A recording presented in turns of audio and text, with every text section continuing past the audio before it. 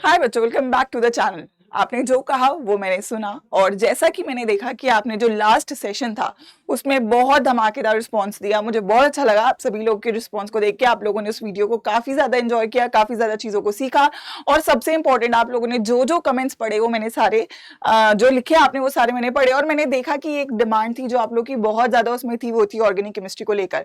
तो जैसे कि मैंने कहा, आपने कहा और मैंने सुना, तो ये वीडियो में हम करेंगे सेकंड चैप्टर की शुरुआत। और सेकंड चैप्टर रहेगी ऑर्गेनिक केमिस्ट्री का first chapter, that is haloalkanes and haloarenes. ये चैप्टर काफी इंपॉर्टेंट इसलिए है क्योंकि अगर मैं क्लास 12th की केमिस्ट्री की बात करूं तो सबसे ज्यादा वेटेज है ऑर्गेनिक की। कोई भी एग्जाम आप उठा लो, सीयूईटी उठा लो, नीट उठा लो, सीबीएसई का बोर्ड एग्जाम उठा लो, सब में और ऑर्गेनिक के लिए सबसे इंपॉर्टेंट है कि आपके बेसिक्स क्लियर होना बहुत जरूरी है। जब मुझे कंसेप्ट ही क्लियर नहीं होगा तो मुझे हमेशा केमिस्ट्री डिफिकल्ट लगेगी, हमेशा मुझे याद करने में चीजों को लगेगा कि मैम मेरे से याद नहीं हो रहा है, मैम मैं हमेशा भूल रहा हूं। ये प्रॉब्लम बहुत बच्चों की, अगर आपकी भी है तो आपके लिए ये वीडियो बहुत हेल्पफुल रहने वाली है, क्योंकि इस वीडियो में इस चैप्टर को मैं बहुत ज्यादा सिंपल, बहुत ज्यादा आसान आप लोग के लिए बनाने जा रही हूँ। एंड आई होप आप लोग तैयार हो इस चैप्टर को भी अपने अंदर एकदम स्ट्रांगली बिल्ड करने के लिए, दैट इज हेलोएल्केन्स एंड हेलोरीन्स। तो जल्दी से सभी लोग एक काम कर देंगे, वीडियो को यहाँ पे लाइक कर देंगे, क्योंकि ये करना तो आपकी बहुत स्ट्रांग रिस्पॉन्सिबिलिटी है, क्योंकि मैं जो लेकर आ रही हूँ आपके लिए, और आपकी काम केवल एक है, सारी चीजों को फॉलो करना है, पढ़ना है, सीखना है और आगे बढ़ना है। ठीक है, चलिए तो शुरुआत करती हूँ बिना टाइम वेस्ट करे। हम लोग कर रहे हैं हाई वेटेज कॉन्सेप्ट्स, यानी कि हर चैप्टर के वो चीजें जो पेपर में 110% आता है, और यहां पर भी मैं इस चैप्टर के आपके वो कॉन्सेप्ट्स करवाऊंगी जो आपके पेपर में डेफिनेटली आएंगे, और वो ही इस चैप्टर में सबसे इंपॉर्टेंट है। सो 20:80 के रूल को फॉलो करते हुए, हालांकि 20:80 तो नहीं, अगर मैं यहाँ पे बात करूँ इसके एग्जाम में वेटेज की, तो सीयूईटी में अगेन इसके 2 से 3 क्वेश्चन देखने को मिलता है। 10 से 15 नंबर का आपके पेपर में आता है, बोर्ड्स में 6 नंबर का आता है, और नीट में इसका 1 क्वेश्चन देखने को मिलता है, तो 4 नंबर का आप एक्सपेक्ट कर सकते हो। ठीक है, तो जो भी है, बट ये इंपॉर्टेंट है क्योंकि अगर आपको ये चैप्टर नहीं आएगा ना तो आप आगे के चैप्टर नहीं पढ़ पाओगे, क्योंकि इस चैप्टर में बात करी जाती है रिएक्शन होता कैसे है, क्या बताया जाता है आपको, मैकेनिज्म ऑफ अ रिएक्शन क्या है। क्योंकि जब तक मुझे मैकेनिज्म नहीं आएगा तब तक मुझे चीजें रटनी पड़ेंगी, और जो चीज मैं रटूंगा वो मैं डेफिनेटली भूलूंगा। तो रटना इज नेवर इंपॉर्टेंट। थोड़ी बहुत चीजें रटनी पड़ती हैं, बट वो धीमे धीमे बाय प्रैक्टिस आपको ऑटोमेटिकली याद हो जाती है। ठीक है, चलिए तो शुरू करते हैं इस चैप्टर को। हाई वेटेज कॉन्सेप्ट्स की अगर मैं बात करूं तो ऑब्वियसली इस चैप्टर में रिएक्शंस है। ठीक है, देखो ऑर्गेनिक के जो चैप्टर हैं वो 3 हिस्सों में डिवाइडेड है, प्रिपरेशंस, ठीक है, फिजिकल प्रॉपर्टीज और केमिकल रिएक्शंस। सबसे ज्यादा वेटेज केमिकल रिएक्शंस रखते हैं, क्योंकि वही आपके पेपर में सबसे ज्यादा पूछे जाते हैं। अगर मैं इस चैप्टर की बात करूं तो इस चैप्टर में 3 से 4 रिएक्शंस है जो पेपर में आते हैं। सबसे पहले आता है न्यूक्लियोफिलिक सब्स्टिट्यूशन रिएक्शन, फिर आता है एलिमिनेशन रिएक्शन, फिर आता है रिएक्शन विद मेटल्स, और लास्ट में आता है इलेक्ट्रोफिलिक सब्स्टिट्यूशन रिएक्शन। चारों रिएक्शन में मुझे लगता है हर बच्चे की किसी एक रिएक्शन में तो पक्का ही एकदम ऐसे होती होगी, मैम ये नहीं होता, मैम ये हो तो जाता है फिर भूल जाते हैं। तो आज चारों रिएक्शन को परमानेंट मेमोरी में सेव करने के लिए आपके लिए ये वीडियो एकदम एकदम परफेक्ट जगह बनने वाली है। ठीक है, चलो तो शुरू करते हैं चैप्टर को। बात है हेलोएल्केन्स और हेलोएरीन्स की। क्लास 12th की जो केमिस्ट्री है, ऑर्गेनिक की मैं पर्टिकुलरली बात करूं तो वो आपको फंक्शनल ग्रुप्स के बारे में बताना शुरू करती है। आपने 11th में पढ़ा होता है, जिसमें आपको जीओसी पढ़ाया जाता है, आपको हाइड्रोकार्बन्स पढ़ाए जाते हैं। हाइड्रोकार्बन्स में एक हाइड्रोजन को हटा के अगर आप एक सर्टेन मॉलिक्यूल को लगा दो तो उस पूरे जो मॉलिक्यूल है उसकी प्रॉपर्टीज बदल जाती हैं, और वो बदलती हैं उस एडेड ग्रुप की, उस एडेड एटम या उस एडेड मॉलिक्यूल की वजह से, जिसको हम क्या बोलते हैं, फंक्शनल ग्रुप। तो सबसे पहला फंक्शनल ग्रुप होता है हेलो। हेलो का मतलब आई थिंक एवरीबॉडी नोज क्या होते हैं। हेलो का मतलब है मेरा हेलोजेंस, और आपको पता है हेलोजेंस क्या है। आपके हेलोजेंस मैम क्या हो सकता है, फ्लोरो हो सकता है, मैम क्लोरो हो सकता है, मैम ब्रोमो हो सकता है, मैम आयोडो हो सकता है, जिनको मैं कलेक्टिवली एक्स से रिप्रेजेंट कर देती हूँ। ठीक है, हेलोजेंस को मैं एक्स से रिप्रेजेंट कर देती हूँ। अब वर्ड है हेलो एल्केन्स। एल्केन्स क्या होती है, एल्केन्स का अगर मैं बात करूं तो नॉर्मल एलिफेटिक मॉलिक्यूल्स को, एलिफेटिक मतलब जो आपके सिंगल चेन मॉलिक्यूल्स हैं, वो आपके डबल बॉन्डेड भी हो सकते हैं, वो आपके ट्रिपल बॉन्डेड भी हो सकते हैं, बट सिंगल चेन। ठीक है, अगर इस पे आप कहीं पे भी हेलोजन को जोड़ दो, यहाँ पे आप कहीं पे भी एक हेलोजन को जोड़ दो हाइड्रोजन को हटा के, तो ये क्या बन जाएंगे आपके हेलो एल्केन्स। ये क्या बन जाएंगे आपके हेलो एल्केन्स। और सिंपल सी बात, अगर मैम हेलो एरीन्स की बात करूं तो एरीन का मतलब होता है बेंजीन रिंग। अगर बेंजीन रिंग में आपने एक हाइड्रोजन को हटा के एक हेलोजन को जोड़ दिया तो जो चीज बनेगी वो होगी हेलो एरीन। ठीक है, राइट। सो जब भी आपकी बेंजीन रिंग से जुड़ेगा तो हेलो एरीन, जब नॉर्मल कार्बन से जुड़ेगा तो हेलो एल्कीन। ठीक है, अब बात करते हैं इनके रिएक्शंस की, क्योंकि रिएक्शंस आना बहुत इंपॉर्टेंट है। ठीक है, सबसे पहली चीज मैं एक बेसिक बात आपको बता देती हूँ, क्योंकि हम ऑर्गेनिक को बस शुरू ही कर रहे हैं, तो अगर आपको कार्बन की हाइब्रिडाइजेशन का थोड़ा सा अंदाजा होना चाहिए। तो देखो 3 हाइब्रिडाइजेशन होती है कार्बन की, sp3, sp2 या फिर sp। ट्रिक बता रही हूं मैं आपको याद करने की। अगर आपके पास कार्बन सभी सिंगल बॉन्ड से जुड़ा हुआ है तो वो sp3 है। अगर कार्बन डबल बॉन्ड से जुड़ा है तो sp2 है। अगर कार्बन ट्रिपल बॉन्ड से जुड़ा है तो sp है। सबसे पहली बात तो आपको इतनी तो पता ही होनी चाहिए। ठीक है, जब आप लेफ्ट टू राइट जा रहे हो तो अगेन अगर मैं परसेंटेज एस कैरेक्टर की बात करूं तो परसेंटेज एस कैरेक्टर क्या होगा, एक s ऑर्बिटल है आउट ऑफ टोटल 4 ऑर्बिटल्स तो 25% है। एक s ऑर्बिटल है आउट ऑफ 3, sp2 3 में से एक है, इनटू 100 अगर आप कर देंगे तो कितना आ जाएगा आपका 33.3%। और यहां पे अगर मैं बात करूं तो ये एक है आउट ऑफ 2 इनटू 100 तो कितना होगा 50%। तो जैसे जैसे आप लेफ्ट टू राइट मूव कर रहे हो तो आपका परसेंटेज एस कैरेक्टर भी बढ़ रहा है। इतनी बात क्लियर है। चलिए अब शुरुआत करते हैं रिएक्शंस की। ठीक है, देखो तो सबसे पहले मैं उठा रही हूं आपके हेलो एल्केन्स के रिएक्शंस। ठीक है, हेलो एल्केन्स के रिएक्शंस। ठीक है, एंड जिसमें मैं बात कर रही हूं कार्बन अगर sp3 हाइब्रिडाइज्ड है। ठीक है, so we are talking about carbon जो कि sp3 हाइब्रिडाइज्ड है। क्या है, sp3 हाइब्रिडाइज्ड है। तो वहां पर एक रिएक्शन आता है जिसका नाम होता है न्यूक्लियोफिलिक सब्स्टिट्यूशन रिएक्शन। देखो एक चीज और मैं यहाँ पे बता दूं आपको, देखो ये जो 4 रिएक्शंस है ना यहाँ पे समझना, न्यूक्लियोफिलिक सब्स्टिट्यूशन रिएक्शन में फॉर एग्जांपल आपका एक हेलो एल्केन है, आप क्या करोगे, कोई और एक न्यूक्लियोफाइल डालोगे और आपने इसकी जगह ये न्यूक्लियोफाइल डाल दिया। तो आपने क्या किया, सब्स्टिट्यूट कर दिया। आपने क्या किया, मतलब जैसे फुटबॉल मैच हो रहा है, आपका एक प्लेयर इंजर्ड हो गया तो आपने दूसरे प्लेयर को भेज दिया, उसको बाहर निकाल दिया, तो एक की जगह दूसरे को लगाना है सब्स्टिट्यूशन। अब यहाँ पे मैं न्यूक्लियोफाइल को सब्स्टिट्यूट कर रही हूं तो nucleophilic substitution reaction. Elimination reaction क्या होता है, एलिमिनेशन रिएक्शन में आपका क्या होता है, जो भी आपका हेलोजन है, ठीक है, यहां पे बेसिकली क्या होता है, आपका एक मॉलिक्यूल एलिमिनेट होता है। ठीक है, एक मॉलिक्यूल एलिमिनेट होता है तो यहाँ पे हमेशा एल्कीन बनती है। अभी इसको डिटेल में एक बार पढ़ेंगे, बट क्या बनेगी, एक बार समरी आपके दिमाग में होनी चाहिए, क्या बनेगी, एल्कीन। एक छोटा मॉलिक्यूल निकल गया, आपको एल्कीन मिली। रिएक्शन विद मेटल सिंपल रहेगा, सोडियम और मैग्नीशियम के साथ रिएक्शन होगा। और नेक्स्ट आपका होगा इलेक्ट्रोफिलिक सब्स्टिट्यूशन रिएक्शन, ये आपका हेलो एरीन पे होगा। हेलो एरीन के ऊपर आपको इलेक्ट्रोफाइल को ऐड करना है, ये भी देखेंगे कैसे करना है। ठीक है, चलिए तो एक एक करके पहले ही डिटेल में उठाते हैं। सबसे पहला reaction that is nucleophilic substitution reaction. देखो अगर मैं बेसिक कहानी, फॉर एग्जांपल मेरे पास है CH3Cl और इसके ऊपर मैंने OH नेगेटिव डाला तो क्या बन गया मेरे पास, CH3OH, और आपका जो हेलोजन था या Cl नेगेटिव था वो आपका बाहर आ गया। ठीक है, तो न्यूक्लियोफिलिक सब्स्टिट्यूशन रिएक्शन में क्या होता है, एक न्यूक्लियोफाइल, समझना बहुत सिंपल भाषा में, एक न्यूक्लियोफाइल दूसरे न्यूक्लियोफाइल को क्या करती है, सब्स्टिट्यूट कर देती है। क्या कर देती है, सब्स्टिट्यूट कर देती है। ठीक है, कर देती है। अगर आपसे कोई पूछे कि न्यूक्लियोफाइल क्या होता है, न्यूक्लियोफाइल क्या होता है, तो भाई न्यूक्लियोफाइल वो कोई भी चीज है जिसके पास इलेक्ट्रॉन ज्यादा है। इलेक्ट्रॉन रिच स्पीशी को क्या बोलते हैं, न्यूक्लियोफाइल। इलेक्ट्रॉन रिच स्पीशी को क्या बोलते हैं, न्यूक्लियोफाइल। अब इलेक्ट्रॉन रिच भी दो तरीके से हो सकता है, या तो उसके पास नेगेटिव चार्ज होगा, ठीक है, जैसे कि ma'am Cl negative, NH2 negative, ठीक है, जैसे कि आपका हो जाएगा Br नेगेटिव, जैसे कि आपका हो जाएगा OH नेगेटिव। क्लियर है, नेगेटिव चार्ज। या फिर नेचुरली वो रिच है, भाई नेचुरली रिच है, यानी कि उसके पास लोन पेयर हो सकता है। दोनों ही कैटेगरी में न्यूक्लियोफाइल होगी, जैसे कि पानी हो गया, ठीक है, जैसे कि Cl2 अगर है तो ये भी एक न्यूक्लियोफाइल ही है, जैसे कि NH3 है तो ये भी एक न्यूक्लियोफाइल ही। ठीक है, तो न्यूक्लियोफाइल दो तरीके से बन सकते हैं। एक तो होता है कि यार तुमने मेहनत करी और फिर तुम जाके एक लाइफ में एक बड़ी सी पोजीशन पे आ गए, बहुत सारा पैसा आ गया तुम्हारे पास।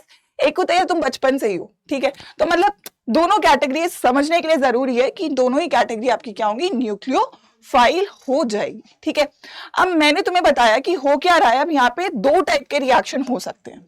ठीक है, क्या हो सकते हैं, दो टाइप, एक होता है SN1 और एक होता है SN2। ठीक है, क्या पढ़ते हो, एक होता है SN1 और एक होता है SN2। SN1 क्या होता है, that is unimolecular nucleophilic substitution reaction, ठीक है। और SN2 क्या होगा, that is going to be bimolecular nucleophilic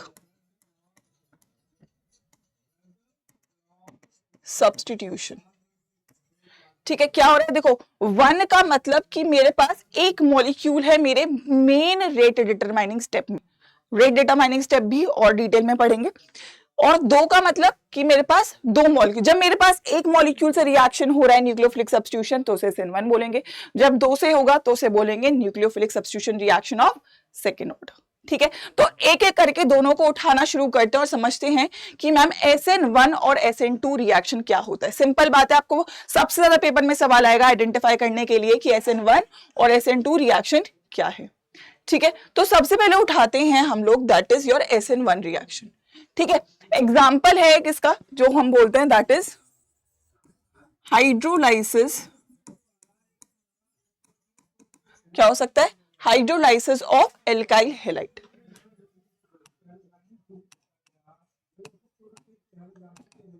ठीक है। जैसे कि आपने कोई भी एल्काइल हैलाइड ली RX, ठीक है, कोई भी एल्काइल हैलाइड ली, आपने उसके ऊपर पानी डाल दिया, हाइड्रोलाइसिस मतलब पानी डाला, ये आपका लिविंग ग्रुप है, हेलोजन आपका यहां से निकलेगा और आपको यहां से क्या मिल जाएगा, ROH और X नेगेटिव, ठीक है, बात क्लियर है। अब जनरली, अब देखो ये तो आपने पढ़ा ही है ना कि एल्काइल हैलाइड कितने टाइप की हो सकती है, या तो ऐसी होगी,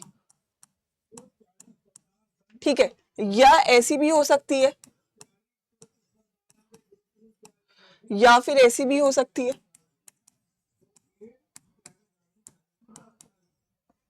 जब आपका कार्बन एक ही एल्काइल ग्रुप से जुड़ा है तो प्राइमरी, जब 2 से जुड़ा है तो सेकेंडरी, जब 3 से जुड़ेगा तो टर्शरी। तो प्राइमरी, सेकेंडरी, टर्शरी कैटेगरी में आप एल्काइल हैलाइड्स को क्लासिफाई कर सकते हो। अब मैं रिएक्शन तीनों को ही कर सकती हूँ ना, इन तीनों को ही करूंगी तो मैं तीनों को ही देखूंगी। तो सबसे पहले मैं उठाती हूँ, अगर मेरे पास फॉर एग्जांपल ये वाली एल्काइल हैलाइड है, टर्शरी एल्काइल हैलाइड है, ठीक है, क्या है, टर्शरी, ठीक है। जैसे कि मैंने उठाया, मेरे पास है CH3 CH3 CH3X, इसके ऊपर मैंने पानी डाला, ठीक है, तो क्या बन गया, C और यहाँ पे आपका OH और ये आपका X नेगेटिव, ठीक है।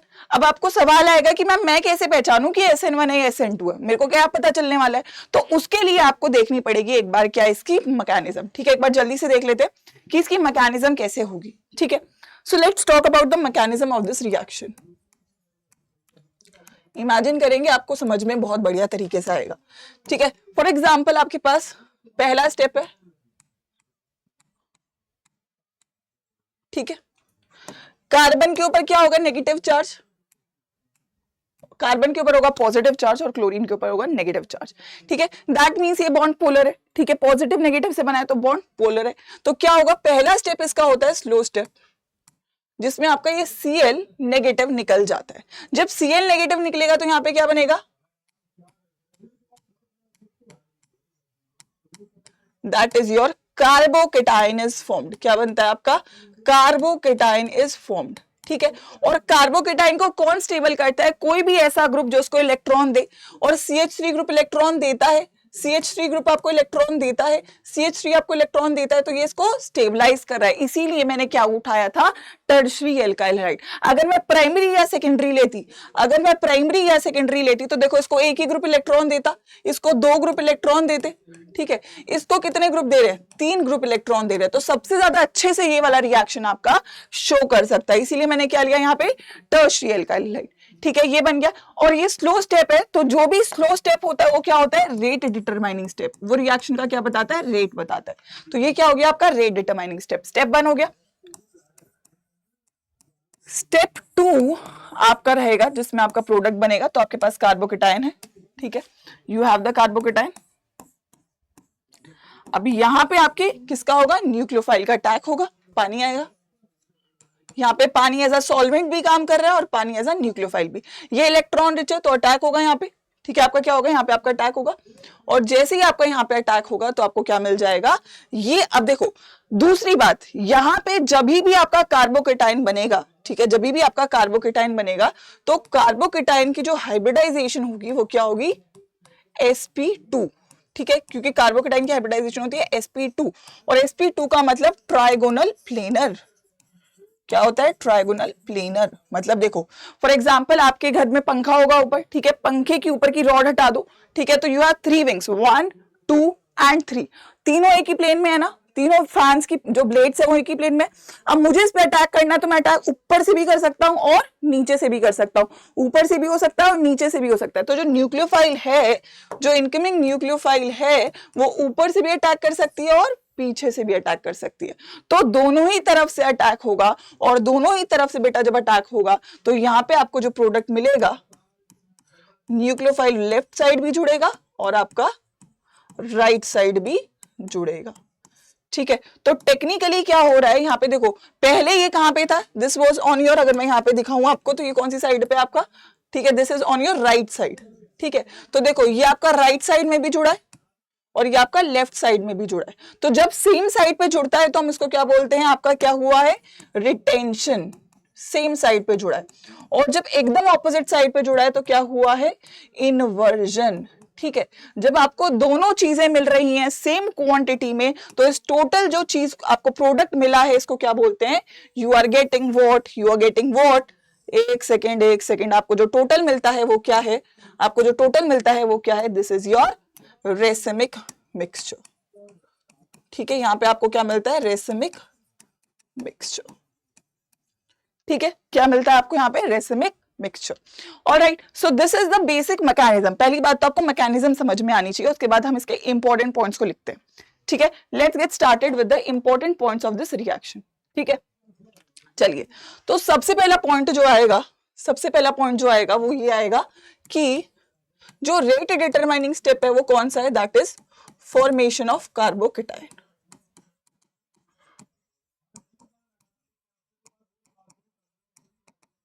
ठीक है। वो क्या है आपका, फॉर्मेशन ऑफ कार्बोकेटाइन। और अगर वो फॉर्मेशन ऑफ कार्बोकेटाइन है आपका सेकेंड, तो आपका जो रेट होगा वो उसी स्टेप पे डिपेंड करेगा। और अगर उसी स्टेप पे डिपेंड करेगा तो फर्स्ट स्टेप में बस यही है, इसके अलावा और कुछ है, फर्स्ट स्टेप में और कुछ नहीं है। तो क्या होगा, रेट आपका that is K into RX, केवल एल्काइल हैलाइड के ऊपर डिपेंडेंट है। तो एक ही के ऊपर डिपेंडेंट है, इसीलिए रिएक्शन बेटा क्या होता है, यूनिमोलिकुलर, और इसकी पावर में 1 है तो ऑर्डर भी क्या होगा, 1। तो this is the first order reaction, ठीक है। तीसरी बात, सॉल्वेंट मैम आपने यहाँ पे कौन सा इस्तेमाल किया है, तो आपने देखा सॉल्वेंट हमने इस्तेमाल किया था पानी को, ठीक है। पानी क्या था, सॉल्वेंट था, और पानी क्या देगा, H+ देगा। पानी अगर H+ देगा तो क्या है, पोलर है पानी, और H+ दे रहा है तो प्रोटिक है। तो हम क्या इस्तेमाल करते हैं, पोलर प्रोटिक सॉल्वेंट का इस्तेमाल करते हैं। अब सवाल आएगा क्यों करते हैं मैम इसका इस्तेमाल, तो देखो आपको क्या करना है, आपको इसको बाहर निकालना है, you have to take Cl negative out, ठीक है। अगर आपका सॉल्वेंट पोलर प्रोटिक है तो Cl नेगेटिव क्या करेगा, Cl नेगेटिव को ये अपने केज लाइक स्ट्रक्चर में, ठीक है, जो आपका पानी का स्ट्रक्चर होता है, ठीक है, जो पानी का स्ट्रक्चर होता है, एक सेकेंड, पानी के स्ट्रक्चर को, जो पानी है ना वो इसको अपने केज लाइक स्ट्रक्चर में ना मतलब ऐसा भी दबा लेता है। तो मतलब टेक्निकली जो Cl नेगेटिव है वो आपका स्टेबलाइज्ड होता है, वो आपका स्टेबलाइज्ड होता है पानी के साथ, ठीक है। तो ये क्या करता है, हम क्यों इसका इस्तेमाल कर रहे हैं, so that leaving group is removed fast, ठीक है। जितना फास्ट ये निकलेगा उतना अच्छा रिएक्शन होगा, ठीक है। तो Cl नेगेटिव को ये क्या करता है, स्टेबलाइज कर देता है, ठीक है। अब बारी आती है रिएक्टिविटी ऑर्डर की, ठीक है।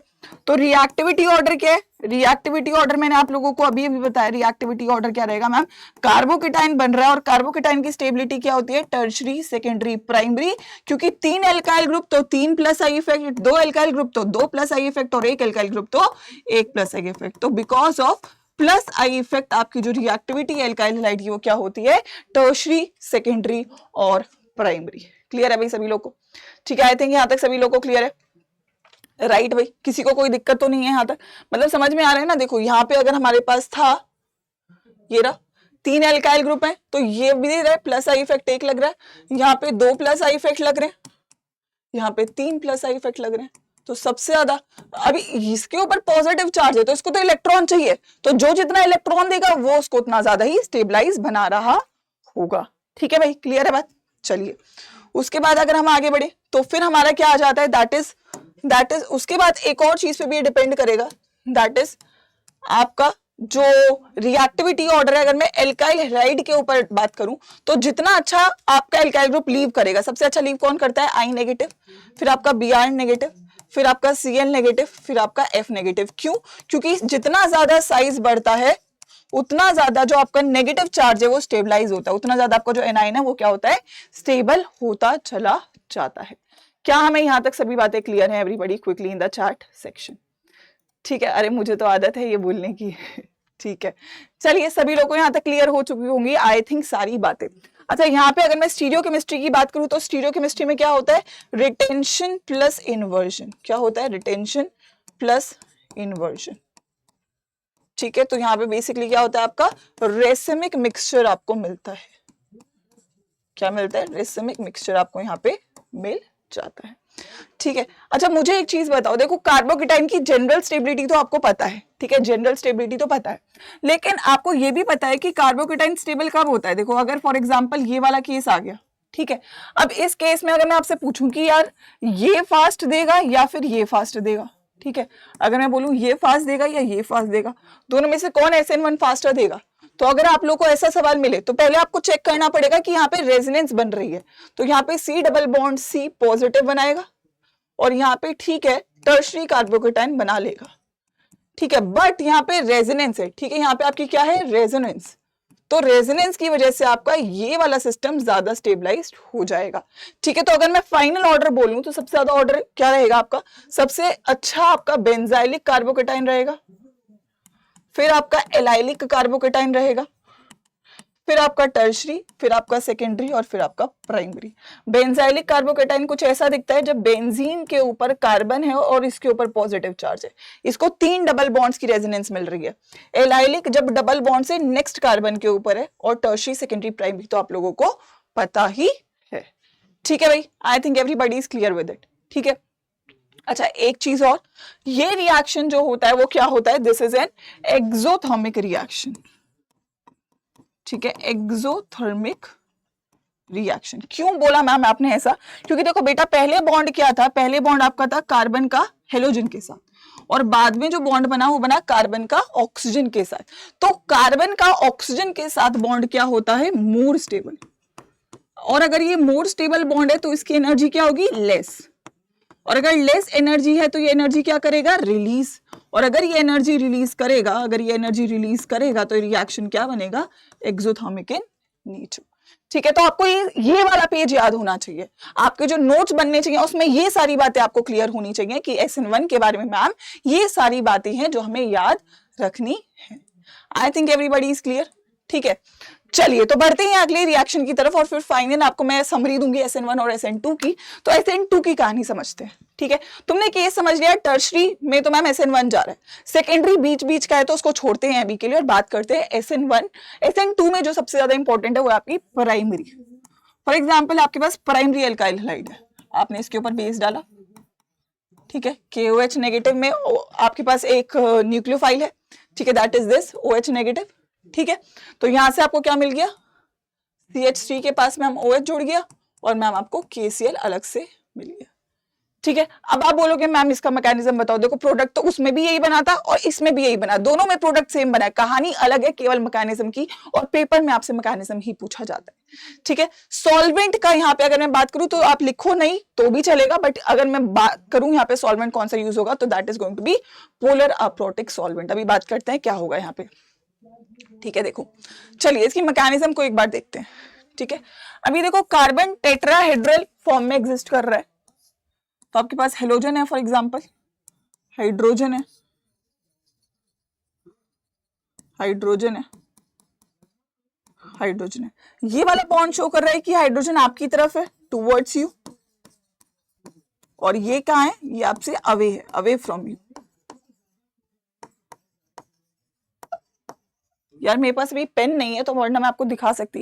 देखो ये वाला कार्बन, ऊपर वाला हाइड्रोजन, ठीक है, ये इमेजिन करा आपने, ये हेलोजन, ये मेरी टिप, ये दिस इज माय कार्बन, ये हाइड्रोजन जो आपकी तरफ आ रहा है और ये हाइड्रोजन जो मेरी तरफ आ रहा है। तो tetrahedral structure is this this this and this, ठीक है। तो ऐसा दिखता है टेट्राहेड्रल स्ट्रक्चर, ठीक है। तो यहाँ पे अगर मैंने फॉर एग्जांपल आपका बेस डाला, अब ये बेस कहेगा कि यार मैं कहां से अटैक करूं, सामने से अटैक करेगा तो इसको एक्स नेगेटिव से भिड़ना पड़ेगा, तो ये कहता है यार मैं क्यों ही सामने से जाऊं, मैं पीछे से अटैक करूंगा। तो ये क्या करता है, OH नेगेटिव ये जो है आपका, ये कहता है मैं पीछे से अटैक करूंगा ताकि मुझे कोई भी डिस्टरबेंस ना मिले और ये आपका बाहर निकल के आए, ठीक है। और ये जब जब ऐसा होता है ना कि हम लोग जब लाइफ में आगे बढ़ रहे होते हैं तो हमें लगता है कि यार हमारे बहुत दुश्मन है, ठीक है, तो ठीक है हम उनसे बच के रहेंगे। लेकिन जब आपके ऊपर अटैक होता है आपके अपने लोगों में से, तो आप क्या होते हो, बिल्कुल ही अनप्रिपेयर्ड। और जब आप बिल्कुल ही अनप्रिपेयर्ड होते हो तो आपको संभलने का टाइम नहीं मिलता, और संभलने का टाइम नहीं मिलता तो ऐसे करके गेम ओवर होता है। सेम केस ये रिएक्शन करता है, यहाँ पे ये पीछे से अटैक करता है और पीछे से अटैक इतना तेजी से करता है ये कि एक्स नेगेटिव को संभलने का टाइम नहीं मिलता, उसे 2 सेकंड में निकलना पड़ता है, और इसीलिए ये रिएक्शन एक स्टेप में हो जाता है, इसको 2 स्टेप लेने की जरूरत नहीं पड़ती है। It is that fast of a reaction. क्या समझ में आई आपको कहानी? केमिस्ट्री आपकी लाइफ से रिलेटेड कहानी भी आपको बताती है। तो अगर मैं यहाँ पे बोलूं तो यार देखो कैसा कुछ होता है कि ये है आपका हाइड्रोजन हाइड्रोजन हाइड्रोजन, ठीक है, ये आपका अलविदा कह रहा है, ये आपका आके जुड़ रहा है, ठीक है। तो बेसिकली यहाँ पे एक बनती है ट्रांजिशन स्टेट, ठीक है। ट्रांजिशन स्टेट बस ये आपको दिखाने के लिए बनाई जा रही है।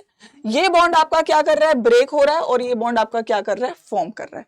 ये हाईली अनस्टेबल है, तो ये बहुत जल्दी टूटती है, और जैसे ही ये टूट रही है तो वो भाई साहब तो जा चुके हैं, क्योंकि उनको तो संभलने का टाइम ही नहीं मिला, और यहाँ पे आपका OH नेगेटिव जुड़ गया और X नेगेटिव निकल गया, ठीक है। बट ये क्योंकि पीछे से जुड़ा है, देखो ये आपका राइट साइड पे था, ये आपका लेफ्ट साइड पे है, तो यहां पे क्या होगा बेटा, इन्वर्जन इन योर ज्योमेट्री। क्या होता है, इन्वर्जन, कंप्लीट इन्वर्जन हो जाता है भाई, पूरे जज्बात बदल देता है आपके, आपके जज्बात हालात सब बदल दिए इसने, क्योंकि इसने पीछे से अटैक करा। इसने क्या किया, पीछे से अटैक करा, तो ये क्या था, एक सिंगल स्टेप रिएक्शन। क्या है, सिंगल स्टेप रिएक्शन, ठीक है। बात यहां तक किसी को कोई दिक्कत नहीं होनी चाहिए। आइए अब बात करते हैं इसकी मेन समरी की, ठीक है। समरी इंपॉर्टेंट है भाई, समरी इंपॉर्टेंट है। तो पहली बात, क्योंकि ये रिएक्शन एक ही स्टेप में हो रहा है, तो रेट में भाई पहले स्टेप में आपकी एक तो एल्काइल हैलाइड थी और एक आपकी न्यूक्लियोफाइल थी, क्योंकि एक ही स्टेप में हो रहा है भाई, पहले ही स्टेप में अटैक हो गया था ना। तो रिएक्शन में देखिए 2 चीजें हैं, तो रिएक्शन क्या कहलाएगा, this is going to be a bimolecular reaction, और रिएक्शन का ऑर्डर भी क्या होगा, सेकेंड, ठीक है। क्या होगा, सेकेंड, ठीक है। कोई इंटरमीडिएट नहीं बन रहा है, समय ही नहीं मिल रहा भाई कुछ बनने का, no carbocation, no intermediate is formed, कोई इंटरमीडिएट नहीं बनता, ठीक है। कोई इंटरमीडिएट यहाँ पे नहीं बनता, केवल ट्रांजिशन स्टेट बनती है जो कि बहुत कम समय के लिए बनती है और फिर वो गायब हो जाती है। यहाँ पे जो सॉल्वेंट है वो सॉल्वेंट क्या होगा, सॉल्वेंट होगा यहाँ पे, याद रखना, पोलर अप्रोटिक सॉल्वेंट, ऐसा सॉल्वेंट जो H+ ना दे, ठीक है। अब इसके एग्जाम्पल याद रख लेना, क्या हो सकते हैं, जैसे कि आपका हो सकता है DMF, DMSO, एसीटोन, कुछ इस प्रकार के, ठीक है। ये सब आपके नॉन, ये सब आपके अप्रोटिक, H+ नहीं देंगे, ठीक है, ये आपके H+ नहीं देंगे, ठीक है। इसके बाद अगर मैं आगे बात करूं तो आपको ये भी पता है कि यहाँ पे क्या हो गया मैम, इन्वर्जन, क्या हो गया, इन्वर्जन इन कॉन्फ़िगरेशन,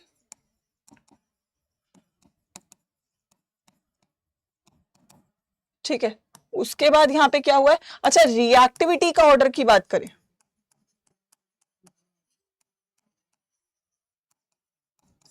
तो क्या होगा यहाँ पे, आप सभी लोगों को पता है मैम आपने क्या लिया, प्राइमरी। देखो पीछे से अटैक करने के लिए जरूरी है कि मेरे को कोई प्रोटेक्ट ना करे।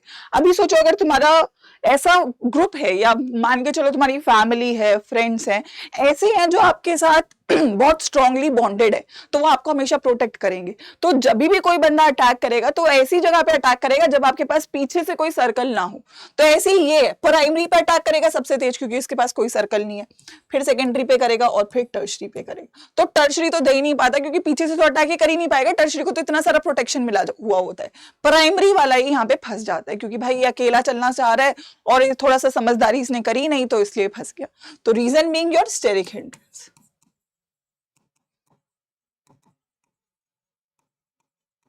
क्या हो गई, स्टेरिक हिंड्रेंस।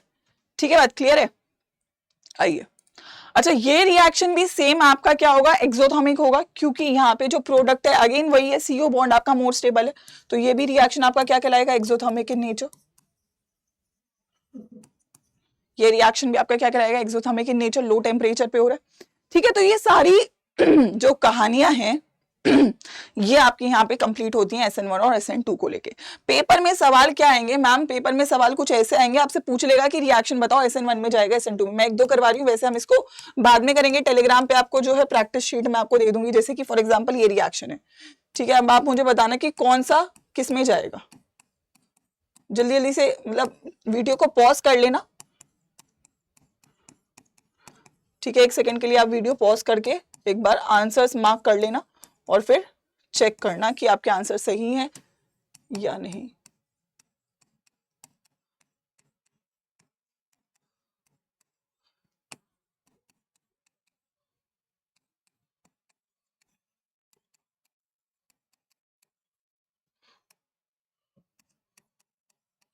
ठीक है, 1 सेकेंड के लिए वीडियो पॉज कर लो, ठीक है। चलिए, तो अगर मैं बात करूं, देखो बेटा मैंने बोला था न्यूक्लियोफिलिक सब्स्टिट्यूशन रिएक्शन हमेशा sp3 कार्बन पे होता है, ये कार्बन sp2 है, तो ये न्यूक्लियोफिलिक सब्स्टिट्यूशन रिएक्शन नहीं देगा, ठीक है। ये कार्बन टर्शरी है और टर्शरी है तो आप सभी लोग को पता है क्या शो कर जाएगा, ये आपका SN1 रिएक्शन। ये कार्बन हालांकि प्राइमरी है बट देखिए क्या है, एलाइलिक है, और एलाइलिक है तो अगेन ये आपका क्या शो कर जाएगा, SN1 रिएक्शन। अगेन ये कार्बन हालांकि प्राइमरी है बट बेंजाइलिक है तो अगेन ये क्या शो कर जाएगा, SN1। ये आपको रेजोनेंस स्टेबलाइज करेगा। यहाँ पे देखो दो रेजोनेंस है, हालांकि अगेन ये प्राइमरी है बट ये भी स्टेबलाइज करेगा, ये भी स्टेबलाइज करेगा, तो ये अगेन आपका SN1। अभी देखो ये क्या है, ये सेकेंडरी है। अब सेकेंडरी जो है वो SN1 भी जा सकता है, SN2 भी जा सकता है, क्योंकि यहाँ पे DMF दिख गया है आपको, तो ये आपको क्या देगा, SN2 रिएक्शन। ठीक है, तो आपको ऐसे ही आइडेंटिफिकेशन के सवाल आएंगे पेपर में, आई थिंक आप लोग सभी कर पाएंगे। क्या करना है आपको, इस वीडियो को 1 से 2 बार देखना है, अपने नोट्स कंप्लीट करने हैं, टेलीग्राम ज्वाइन कर लेना, उस पर नोट्स मिल जाएगा। और दूसरी बात, आप लोगों को जो क्वेश्चन प्रैक्टिस शीट है वो जितनी जल्दी चाहिए उसके लिए मुझे एक बार कमेंट्स भी कर देना आप लोग कि मैम हम लोगों ने पढ़ लिया है, आप क्वेश्चन हमारे लिए रिलीज कर दो, ठीक है। तो मैं टेलीग्राम पे रिलीज कर दूंगी, ठीक है। चलिए, तो आगे बढ़ते हैं और नेक्स्ट सेट ऑफ रिएक्शन की तरफ बढ़ते हैं, और वो है हमारा क्या, दैट इज, अच्छा एक चीज और, ये हेलो एल्केन की कहानी है। अगर तुमसे कोई पूछे हेलो एरीन ये रिएक्शन क्या शो करेगा, ठीक है, हेलो एरीन क्या ये रिएक्शन शो करेगा, तो पहली बार तो तुम बोल दोगे कि मैम देखो आप ही ने बोला है कि अगर कार्बन sp2 हाइब्रिडाइज्ड है तो न्यूक्लियोफिलिक सब्स्टिट्यूशन रिएक्शन शो नहीं करता है। तो ये बात एकदम सही है, ये रिएक्शन ये शो नहीं करता है, मतलब इसके 4 रीजन पेपर में आते हैं। सबसे पहला तो तुमने देख लिया कि यार ये sp2 हाइब्रिडाइज्ड है, और sp2 हाइब्रिडाइज्ड कार्बन क्या होता है, मोर इलेक्ट्रोनेगेटिव, ठीक है। ये क्या है, मोर इलेक्ट्रोनेगेटिव, और मोर इलेक्ट्रोनेगेटिव जो चीज है वो इलेक्ट्रॉन को रिलीज नहीं करेगा, वो इलेक्ट्रॉन को रिलीज नहीं करेगा, और इलेक्ट्रॉन को रिलीज नहीं करेगा तो ये आपका बॉन्ड ब्रेक नहीं होगा, बॉन्ड ब्रेक आपका नहीं होगा। मतलब क्या कि मैम ये कार्बन कहेगा कि मैं अपने 2 इलेक्ट्रॉन क्यों छोड़ूं, और मैं अगर ये इलेक्ट्रॉन नहीं छोड़ूंगा तो ये बॉन्ड टूटेगा नहीं, ठीक है। तो पहली बात तो ये इसलिए नहीं हो पा रहा है, ठीक है। दूसरी बात अगर मैं बोलूं तो दूसरी बात ये है कि यहाँ पे जो आपका हेलोजन है, कोई भी हेलोजन आप लेके चल रहे हो, ठीक है, इसके पास लोन पेयर है, लोन पेयर है तो ये क्या कर सकता है, रेजोनेंस में जा सकता है, ठीक है। रिंग पे जैसे ही आएगा रेजोनेंस में जा सकता है, और अगर ये रेजोनेंस में आ गया तो यहाँ पे ये क्या बना देता है, आपका डबल बॉन्ड। क्या बनता है, double bond. You are getting a double bond because of resonance, double bond due to resonance. और double bond, this is partial double bond character, double bond की इसको तोड़ना मुश्किल है। अब जो आपके पास एल्काइल हैलाइड था ये तो सिंगल बॉन्ड था, इसको तो तोड़ना आसान है। So second reason is because of partial double bond, because of partial double bond character, ये बॉन्ड आप तोड़ नहीं पाते, तो ये रिएक्शन आप शो नहीं कर पाते।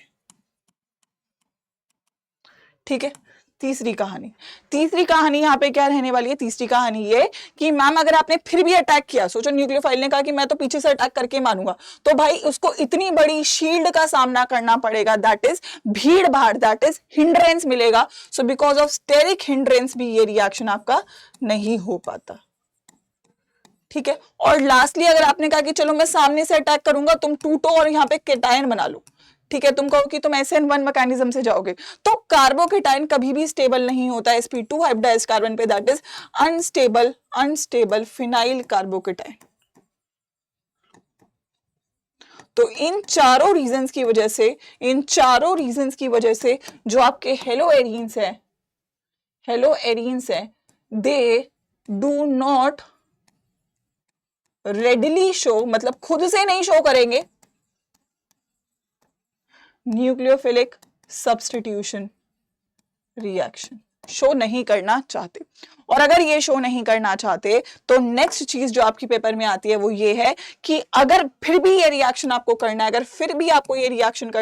तो होता है ना एक जिद्दी बच्चा जिसको भाई कोई पड़ी नहीं है, उसको कहना है कि भाई मैं तो मैम ये रिएक्शन करना ही चाहता हूँ, तो फिर तुम कहोगे कि भुगतना तो पड़ेगा, तो भुगतने के लिए क्या करना पड़ेगा? आपने इसके ऊपर बेस डाला, ठीक है, but that is going to be at 623 Kelvin and 300 atm pressure। ठीक है, 300 atm pressure, बहुत इंटेंस कंडीशन पे ये रिएक्शन हो पा रहा होगा। अगर आपको ये कंडीशन को रिलीव करना है, कम करना है, तो आप क्या करेंगे? ऐड इलेक्ट्रॉन विड्रॉइंग ग्रुप्स को आप ऐड करिए ताकि ये रिंग, अब देखो यार इस रिंग पे इलेक्ट्रॉन जा रहे हैं तो ये नेगेटिवली चार्ज्ड है, मतलब this ring is electron rich, और तुम इस इलेक्ट्रॉन रिच पे न्यूक्लियोफाइल का ही अटैक करवा रहे हो। भाई न्यूक्लियोफाइल कहता है मैं वहां जाऊंगा ना, मेरी जरूरत है, इस रिंग को मेरी जरूरत ही नहीं है, इसके पास ऑलरेडी इतने इलेक्ट्रॉन्स है, तो तुम क्या करोगे कि भाई ठीक है तुम्हारी बात मानते हैं, थोड़ा सा तुम्हें कहते हैं कि यार इस पे इलेक्ट्रॉन विड्रॉइंग ग्रुप्स लगा दो, तो मैं एक ही बना के दे रही हूँ आपको, तो आप क्या कर सकते हो? आप इस पे NO2 को ऐड कर दो, नेगेटिव चार्ज जहां जहां पे भी आता है NO2 ऐड कर दीजिए, तो रिएक्शन थोड़ा सा रिलीव हो जाएगा। आप NaOH करेंगे, आप वार्म करेंगे, इसको हल्का सा स्लाइट वार्म करेंगे और आपको ये रिएक्शन मिल जाएगा। यहाँ से OH के साथ NO2 के साथ, NO2 के साथ, NO2 के साथ, और इसको बेटा क्या बोलते हैं? This is also called as your picric acid, and it is a very strong acid because of 3 electron withdrawing groups attached to it. I hope it's clear to everybody. Nucleophilic substitution reaction में इससे बाहर कुछ paper में नहीं आएगा, और सबसे ज्यादा चीज जो इस चैप्टर से आपसे पूछी जाती है वो है न्यूक्लियोफिलिक सब्स्टिट्यूशन रिएक्शन ही। ठीक है, क्लियर है? चलिए एक छोटा सा टॉपिक और जो पेपर में आता है वो है एलिमिनेशन रिएक्शन। मैं आपको केवल वो करवाऊंगी जो आपके पेपर में आएगा। हालांकि एलिमिनेशन की 3 मैकेनिज्म है, लेकिन आपके पेपर में केवल एक ही आती है। देखिए, जब आपके पास क्या है? एल्काइल हैलाइड, आपने इसके ऊपर डाला कोई भी रिएजेंट, और कुछ आपने इसको करा हीट, ठीक है, रिएजेंट डाला, हीट करा, क्या होता है? यहाँ से ये X और ये H गायब हो जाता है, और आपको क्या मिल जाता है? डबल बॉन्ड, ठीक है, और HX निकल गया। क्या क्या हो रहा है यहाँ पे? आपको यहाँ से क्या मिल रहा है? पहली चीज, एल्केन से मैम एल्कीन बन रहा है, ठीक है, क्या बन रहा है? एल्केन से एल्कीन बन रहा है, ठीक है। यहाँ पे आपका क्या हो रहा है? डबल बॉन्ड का फॉर्मेशन हो रहा है। इतनी बात तो सभी लोगों को क्लियर है, ठीक है, क्लियर है एवरीबॉडी? ठीक है, और क्या हो रहा है मैम? एक छोटा सा मॉलिक्यूल एलिमिनेट भी हो रहा है, स्मॉल मॉलिक्यूल इज एलिमिनेटेड।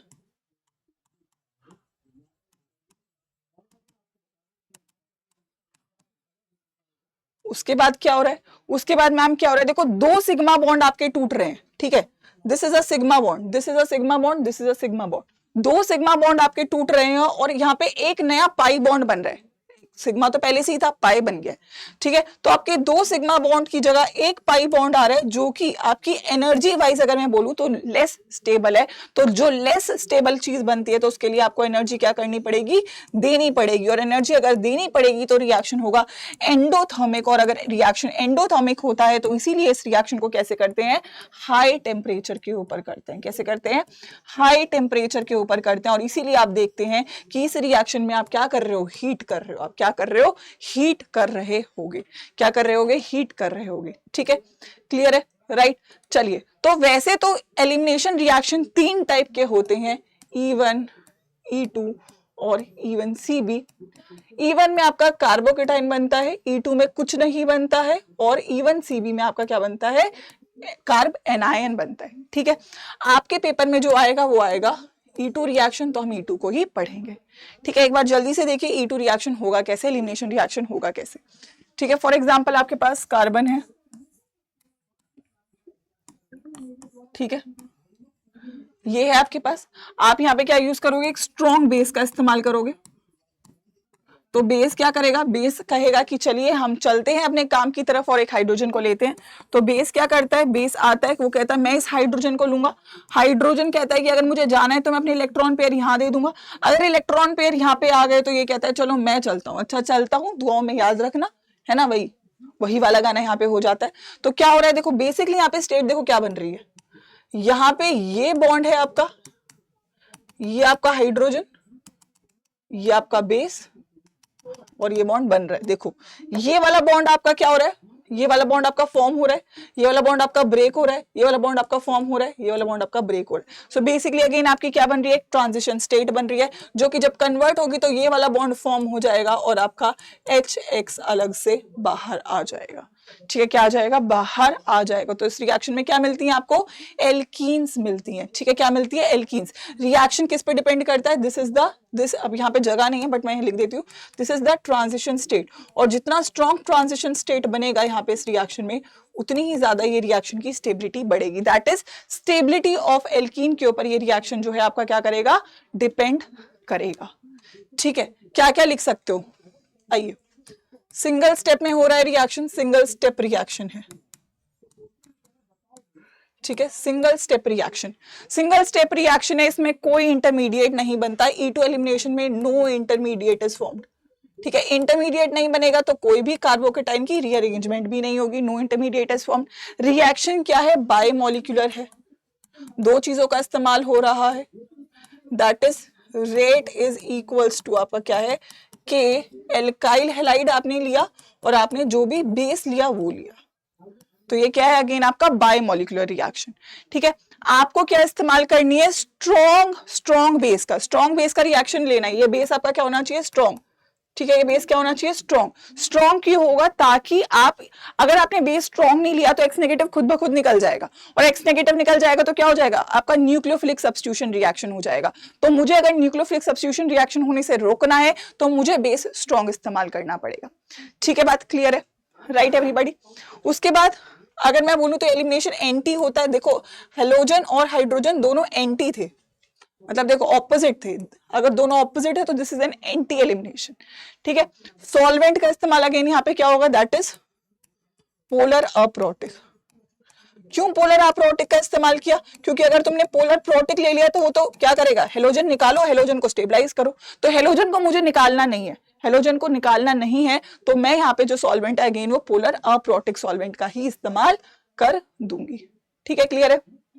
अब मैं आपको अलग अलग क्वेश्चन दिखा देती हूँ जो आपके पेपर में इससे रिलेटेड आ सकते हैं। जैसे फॉर एग्जाम्पल देखो, जब एक किस्म का मॉलिक्यूल है तो देखो यहाँ पे आपको हाइड्रोजन चेक करना है, ठीक है। तो इसके पास तो एक ही हाइड्रोजन है, इसके साइड वाला, तो क्या होगा, ये हाइड्रोजन निकलेगा और ये निकलेगा, तो आपको यहाँ से एक ही प्रोडक्ट मिलेगा। प्रॉब्लम तब आएगी जब आपके पास 2 पॉसिबिलिटी आ जाए। फॉर एग्जाम्पल आपके पास ये है, ठीक है। अब आपके पास इधर भी हाइड्रोजन है और आपके पास इधर भी हाइड्रोजन है, तो आप बोलोगे कि मैम क्या ही रिएक्शन करें, तो आप कहोगे कि पहले बेस आएगा, बेस डालोगे ना, दोनों में रिएक्शन में बेस डल रहा है, तो बेस आएगा, पहले इस हाइड्रोजन को लेगा, और अगर इस हाइड्रोजन को लेगा तो एल्कीन क्या बनेगी, ये वाली, और अगर इस वाले को लेगा तो एल्कीन क्या बनेगी आपकी, ये वाली। फिर पेपर में सवाल आएगा दोनों में से मेन एल्कीन कौन सी बनेगी, तो मेल एल्कीन के लिए आपको क्या देखना है, अल्फा हाइड्रोजन चेक करना है, डबल बॉन्ड से next carbon alpha, double bond से next carbon alpha, double bond से नेक्स्ट कार्बन अल्फा, इससे जो हाइड्रोजन जुड़ा है वो अल्फा हाइड्रोजन, हाइड्रोजन जुड़ा है अल्फा हाइड्रोजन, हाइड्रोजन जुड़ा है अल्फा हाइड्रोजन। कितने अल्फा हाइड्रोजन यहाँ पे हो गए आपके 6 अल्फा हाइड्रोजन, और यहाँ पे हो गए 2 अल्फा हाइड्रोजन, और ये हो गया आपका मेजर। ठीक है, so this is going to be your major product. ठीक है, तो जब भी आपके पास मल्टीपल एल्कीन्स होंगी तो आपको समझना पड़ेगा कि जिसके पास ज्यादा अल्फा हाइड्रोजन होंगे वो एल्कीन आपकी क्या बनेगी, मेजर बन रही होगी। अलग अलग क्वेश्चंस में आप देख सकते हो ये, फॉर एग्जाम्पल, ठीक है, ये है आपके पास। ठीक है, अब देखो एडजेसेंट कार्बन पे हाइड्रोजन एक तो ये है और एक ये है। ठीक है, अगर ये वाला जाता है तो क्या मिलेगा प्रोडक्ट, अगर ये वाला जाता है तो प्रोडक्ट क्या बनेगा। अभी मेजर कौन सी बनेगी, देखो इसके पास 1 2 3 हाइड्रोजन। ठीक है, नहीं, अगर मैं बात करूं ये एल्कीन है तो इससे 1 2 3 हाइड्रोजन, 2 यहाँ पे 2 यहाँ पे, इसके लिए 1 यहाँ पे है और 2 यहाँ पे है, तो इसके पास 3 4 5 6 7 हाइड्रोजन है, इसके पास 2 और एक 3 अल्फा हाइड्रोजन है, तो मेजर कौन सी बनेगी, ये वाली। ठीक है, तो this is again your elimination reaction. Let's talk about the last set of reaction. ये बहुत सिंपल है, रिएक्शन विद सोडियम, और इसको बोलते हैं फोटोकॉपी रिएक्शन। ठीक है, क्या होगा, देखो आपने CH3Cl लिया, ठीक है, 2 मॉलिक्यूल इसके लिए और 2 मॉलिक्यूल सोडियम के लिए, तो यहाँ पे क्या होता है, आपका फोटोकॉपी मशीन आपका NaCl बाहर निकाल लो। ठीक है, Na मतलब कोई भी अल्काइल हाइड लिखी मैंने, तो आपने NaCl यहाँ पे बाहर निकाल लिया और जो भी अल्काइल हाइड है उसको आपने जोड़ दिया। ठीक है, कोई भी ले लो, 2 कार्बन की ली, ठीक है, that is dry ether as a solvent इस्तेमाल करेंगे यहाँ पे हम, तो दोनों कार्बन को जोड़ दिया और आपका बाहर आ गया। So this is a photocopy machine. तो एल्काइल हैलाइड के साथ होगा तो this reaction is known as Wurtz reaction. क्या होगा, वुड्स रिएक्शन। अगर यही रिएक्शन आपने हेलोएरीन के साथ करा,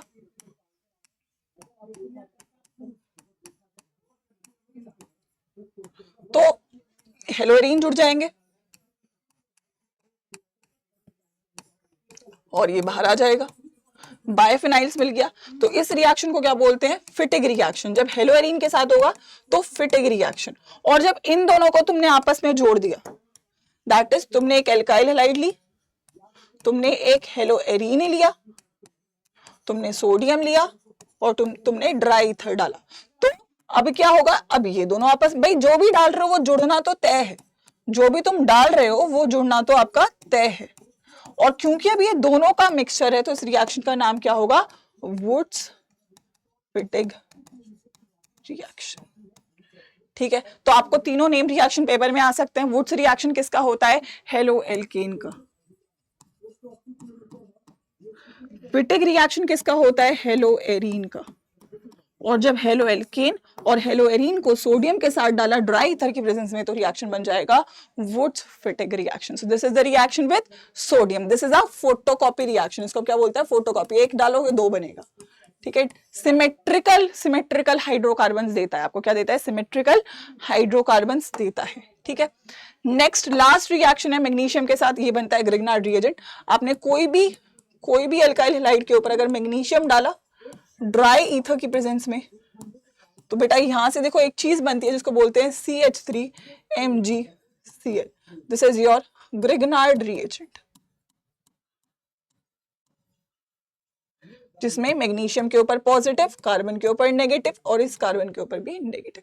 तो this is an organometallic compound also. अगर तुमने इसके ऊपर पानी डाला तो पानी अगर डाला तो पानी क्या होगा, यहाँ पे अगर इस बॉन्ड को आप तोड़ रहे हो तो H पॉजिटिव इसके साथ, OH नेगेटिव इसके साथ, तो क्या बनता है CH4 और MgOHCl। तो इस रिएक्शन को हमेशा हमें करना है किस कंडीशन में, एनहाइड्रस। अगर तुमने इसमें पानी डाला तो ये टूट जाता है। ठीक है, तो ये रिएक्शन हमेशा एनहाइड्रस कंडीशन में करते हैं। क्यों, ताकि आपका जो ग्रिग्नार्ड रिएजेंट है वो डिसोसिएट होकर हाइड्रोकार्बन ना दे।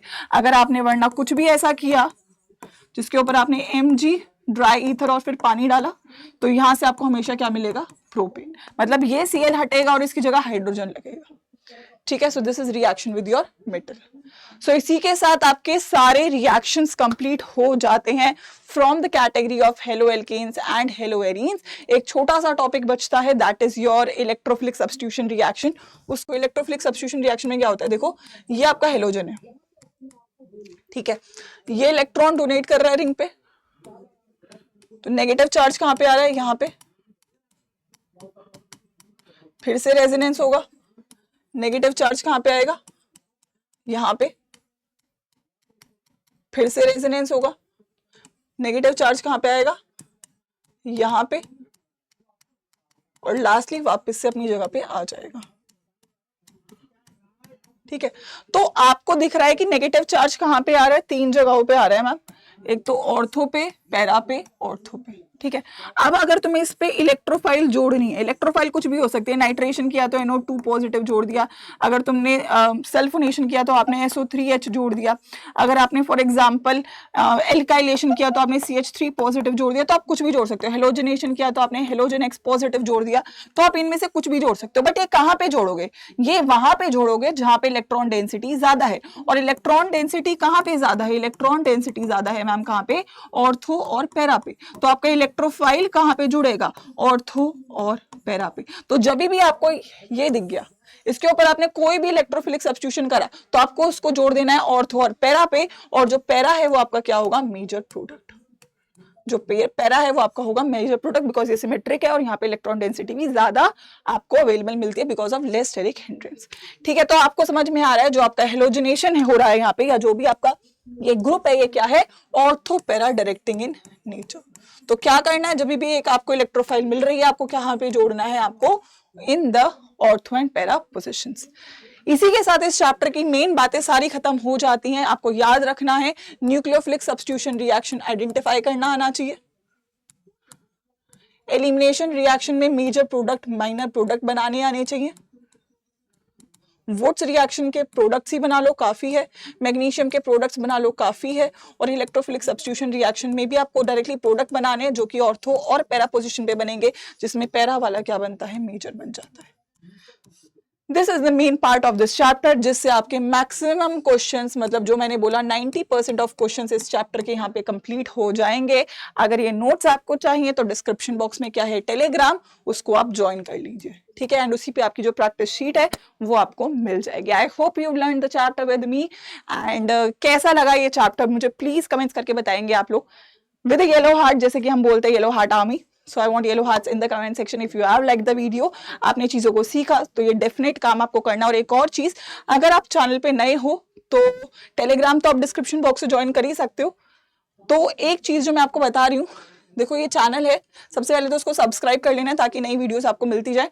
ऑलरेडी हमारा एक जो सीरीज है वो यहाँ पे शुरू हो चुकी है सोल्यूशन चैप्टर के साथ। बहुत ही सिस्टमैटिकली आप प्लेलिस्ट पे जाएंगे, आपको 3 प्लेलिस्ट मिलेंगी। जितनी भी स्ट्रैटेजी वीडियोस हैं वो आपको सेकंड प्लेलिस्ट में मिलेंगी, और जितनी भी आपकी कंटेंट की वीडियोस हैं आपकी सीरीज में, जैसे कि ऑलरेडी सोल्यूशन हो चुका है और ये वीडियो भी आपकी इसी सीरीज में आ जाएगी, तो कोशिश करिए कि आप पूरी प्लेलिस्ट को फॉलो करें।